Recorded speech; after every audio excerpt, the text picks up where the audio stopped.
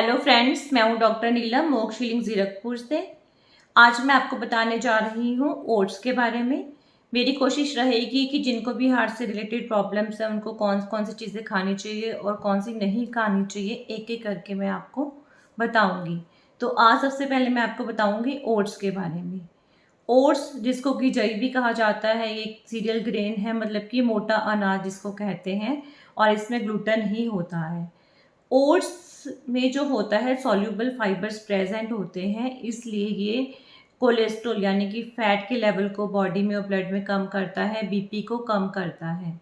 और जितनी भी अगर फाइबर वाली चीज़ें होती हैं डाइट में, वो सारी जो भी चीज़ें होती हैं वो हार्ट को हेल्दी रखने में हेल्प करती हैं। अगर आप फाइबर वाली चीज़ों को अपनी डाइट में इंक्रीज़ करते हैं तो हार्ट के प्रॉब्लम्स होने के चांसेस उतने ही कम होते हैं। तो ओट्स में प्रेजेंट होता है बीटा ग्लूकन। ये होता है फाइबर, जिसकी वजह से जो है बॉडी का जो कोलेस्ट्रॉल लेवल है वो कम रहता है। कैसे? एक्चुअली जो ओट्स में फाइबर प्रेजेंट होते हैं, ये क्या करता है कि हमारी बॉडी में बाइल की सिक्रीशन को इंक्रीज करता है। बाइल जो कि लीवर और गाल ब्लैडर, जब हम लोग खाना खाते हैं तो लीवर गाल ब्लैडर में से बाइल छोटी आंत में आ जाता है, जो कि फैट की डाइजेशन में और एब्जॉर्प्शन में हेल्प करता है। तो ओट्स जो करते हैं वो इसी बाइल के सिक्रीशन को इंक्रीज करते हैं। तो ये जो बाइल है ये फैट्स के साथ जुड़ जाता है, ठीक है। लेकिन ओट्स क्या करता है, जब ये फैट और बाइल जुड़ते हैं तो इसको आपके डाइजेस्टिव जो पाचन तंत्र का निचला हिस्सा है, बड़ी आंत, उस वहाँ तक ले जाता है। और जो ये बाइल होता है ये बड़ी आंत में दोबारा से रीएब्सॉर्ब हो जाता है, दोबारा से जो है सोख लेता है ब्लड। बट ओट्स ऐसा नहीं होने देता और कोलेस्ट्रॉल और एसिड्स को, मतलब बाइल को, आपकी बॉडी से बाहर एक्सक्रीट कर देता है, जिसकी वजह से कोलेस्ट्रॉल लेवल जो है नॉर्मल जो है बॉडी में बना रहता है। अब ओट्स के अंदर प्रेजेंट होता है एंटीऑक्सीडेंट। एंटीऑक्सीडेंट होता है एवनिथ्रेमाइड्स, ठीक है। ये दूसरे जो ग्रेन्स होते हैं उसमें प्रेजेंट नहीं होता। ये बेसिकली क्या करता है कि नाइट्रिक ऑक्साइड जो बॉडी में होता है उसकी प्रोडक्शन को इंक्रीज करता है। जब नाइट्रिक ऑक्साइड बॉडी में ज़्यादा होगा तो ब्लड वेसल्स डायलेट हो जाएंगे, जो खून की नसें हैं वो फैल जाएंगी, डायलेट हो जाएंगी, जिससे कि ब्लड फ्लो में हेल्प मिलती है और बीपी जो है वो कम होता है। तो इस तरह से ओट्स जो है कोलेस्ट्रॉल लेवल को कम करता है और बीपी को कंट्रोल रखता है। और जो ओट्स में जो फाइबर्स तो चलो होते ही हैं, एंटीऑक्सीडेंट्स होते हैं, इसके अलावा बहुत सारे न्यूट्रिशन ऐसे हैं जो ओट्स में प्रेजेंट होते हैं। क्योंकि हमारी बॉडी में बहुत सारे मिनरल्स, बहुत सारे विटामिन्स ऐसे होते हैं जो कि बॉडी नहीं बनाती, हमें बाहर डाइट से ही लेने पड़ते हैं। तो ओट्स में कार्बोहाइड्रेट्स है, प्रोटीन्स है, और विटामिन्स हैं, कॉपर है, जिंक है, फॉस्फोरस है, मतलब कि जितने भी विटामिन्स या मिनरल्स और जो बॉडी की ओर रिक्वायर्ड होते हैं वो सारे ओट्स में प्रेजेंट होते हैं। मतलब ये एक न्यूट्रिशियस फूड कह सकते हो आप इसको, है ना। अब इसका जो फाइबर्स है उसका एक फ़ायदा ये भी होता है कि ये कॉन्स्टिपेशन में हेल्प करता है, मतलब कब्ज़ की प्रॉब्लम से आपको राहत मिलती है। पेट जो है वो ईज़िली जो है साफ़ हो जाता है। और इसी फाइबर्स की वजह से आपको पता है, जैसे कि जो हमारी जो लार्ज इंटेस्टाइन होती है, बड़ी आंत होती है, उसमें बहुत सारे बैक्टीरियाज होते हैं, ठीक है, जिनका कि बैलेंस होना बहुत ज़रूरी है। अगर वो इम्बैलेंस हो जाते हैं तो डाइजेस्टिव ट्रैक्ट से रिलेटेड प्रॉब्लम्स बॉडी में हो जाती हैं। तो जो ओट्स होता है वो एक तरह से प्रोबायोटिक का काम करता है, क्योंकि इसमें फाइबर्स प्रेजेंट होते हैं। तो बैक्टीरिया इस फाइबर की फर्मेंटेशन करते हैं और अपने फूड के लिए यूज़ करते हैं।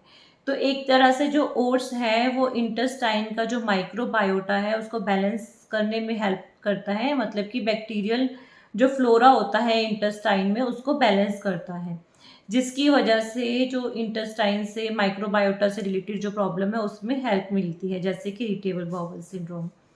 तो इसके अलावा जो होता है ओट्स, मतलब कि जैसे अगर हम इसको एज अ फूड में लेते हैं तो ओट्स से क्या होता है, बहुत जल्दी जो है पेट भर जाता है ऐसा, और लंबे समय तक जो है फुलनेस की फीलिंग रहती है।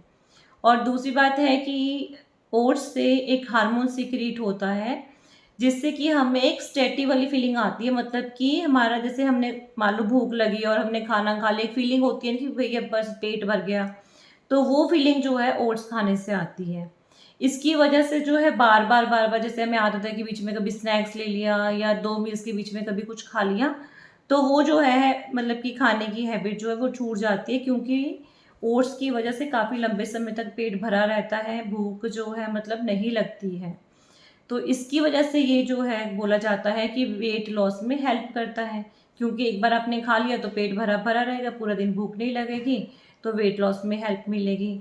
बट जो ओट्स है उसमें जो है काफ़ी मात्रा में कैलोरी होती है, अगर हम डेली बेसिस पे ओट्स लेते हैं तो वो वेट लॉस में हेल्प नहीं करता है, ठीक है ना? क्योंकि ओट्स से सिर्फ़ हमें फुलनेस की फीलिंग रहती है और बार-बार खाने की जो आदत होती है वो कम हो जाती है, इस तरह से ये वेट लॉस में हेल्प करता है। और लेकिन जैसे कि ये ओट्स में काफ़ी लंबे समय तक जो है पेट भरा-भरा रहता है, क्योंकि ये जो है ना पेट को खाली नहीं, मतलब ओट्स की वजह से जो पेट खाली होना चाहिए जल्दी, वो जल्दी खाली नहीं होता, और इसी की वजह से जैसे शुगर है, शुगर की एब्ज़ॉर्प्शन लेट होती है, कोलेस्ट्रॉल की एब्ज़ॉर्प्शन नहीं होती। तो इस तरह से कोलेस्ट्रॉल के साथ-साथ शुगर के लेवल को भी जो है मेंटेन करने में हेल्प करता है। ऐसा नहीं कि आपने खाना खाया एकदम से शुगर लेवल इंक्रीज़ हो गया। इंसुलिन रेजिस्टेंस को इम्प्रूव करता है ओट्स, क्योंकि ये शुगर की एब्ज़ॉर्प्शन नहीं होने देता जल्दी से, ठीक है? लेकिन अगर हम मान लो कि सोचे कि हम डेली ओट्स ले लें, शुगर लेवल ठीक रहेगा, बीपी ठीक रहेगा या कोलेस्ट्रॉल लेवल ठीक रहेगा, तो ऐसा नहीं होता है, क्योंकि हर चीज़ लिमिट में ही अच्छी होती है। अगर हम डेली ओट्स खाएँगे तो डेली जो है पेट लेट खाली होगा, है ना? और जो एब्ज़ॉर्प्शन है वो लेट होगा, जिससे कि इंडाइजेशन की प्रॉब्लम जो है वो हो सकती है। या क्योंकि फाइबर्स हैं, तो ये प्रोबायोटिक का काम करते हैं, तो बैक्टीरिया जब इसकी फाइबर्स के ऊपर फर्मेंटेशन करेंगे तो गैस और ब्लोटिंग वाली प्रॉब्लम जो है वो ज़्यादा हो सकती है। और ओट्स में एक प्रोटीन प्रेज़ेंट होता है, जिसकी वजह से कुछ लोगों में जो है इंडाइजेशन वाली प्रॉब्लम जो है हो सकती है। तो इसलिए जिनको ऐसी प्रॉब्लम है उनको क्या है कि ओट्स को सोक करके या भिगो कर रखना पड़ेगा। लेकिन ऐसा नहीं कि ओट्स खाने हैं तो जैसे बिस्किट आ गए ओट्स वाले, अब उसमें तो केमिकल्स है, प्रिजर्वेटिव है, तो वो तो कोई फ़ायदा नहीं करेंगे। या पैक्ड फूड वाले अगर ओट्स आ गए तो उसका कोई फ़ायदा नहीं, जो दलिया टाइप जो ओट्स आते हैं, उसका ही जो है सबसे ज़्यादा बेनिफिट होता है। जिन बच्चों को अस्थमा की प्रॉब्लम है, उनके लिए भी जो ओट्स है वो बहुत यूज़फुल है। बट ओट्स जो हैं वो गैस कर सकते हैं, ब्लोटिंग कर सकते हैं, पेट में दर्द कर सकते हैं, क्रैम्प्स कर सकते हैं, तो इसलिए अगर आप ओट्स खाना स्टार्ट करते हैं तो क्वांटिटी कम से स्टार्ट करना और धीरे-धीरे करके ही आप उसको इंक्रीज़ करना। तो ओट्स कोलेस्ट्रॉल को कम करते हैं, ब्लड प्रेशर को कम करते हैं, शुगर लेवल को नॉर्मल रखते हैं, कॉन्स्टिपेशन में हेल्प करते हैं, वेट लॉस में हेल्प करते हैं, न्यूट्रिशियस वैल्यू इसकी बहुत ज़्यादा है। तो ओट्स को आप अपनी डेली डाइट में जो है यूज़ कर सकते हैं। Thank you.